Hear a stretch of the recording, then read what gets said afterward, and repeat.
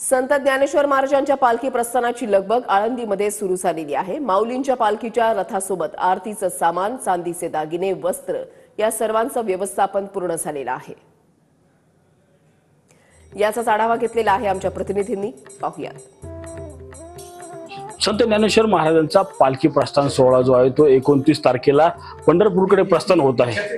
त्याआधी आपण पाहिले तर आळंदी संस्थानकडून जे आहे ते सुई धाग्यापासून ते जेवणापर्यंत लागणारे जे जीवनावश्यक वस्तू आहेत त्याची जमवाजमव ज्या ठिकाणी अतिशय उत्कृष्ट पद्धतीने या ठिकाणी केलेली आपल्याला एकूणच पाहायला मिळत आहे। आपण पाहू शकतो की सुई असेल, धागा असेल, पेन असेल, अतिशय छोट्या छोट्या वस्तू ज्या आहेत त्याचा अतिशय उत्तम नमुना या व्यवस्थापनाचा आपल्याला या ठिकाणी एकूणच पाहायला मिळत आहे। ज्या पद्धतीने एक साधी दिंडी जी असते त्या दिंडीमध्ये देखील अशाच प्रकारचे व्यवस्थापन जे आहे ते करण्यात येतं। त्याच पद्धतीने संत ज्ञानेश्वर माऊलींच्या पालखी सोहळ्या सोबत देखील याच पद्धतीने जे आहे ते दिंडीचे नियोजन केलेलं आपल्याला एकूणच पाहायला मिळत आहे।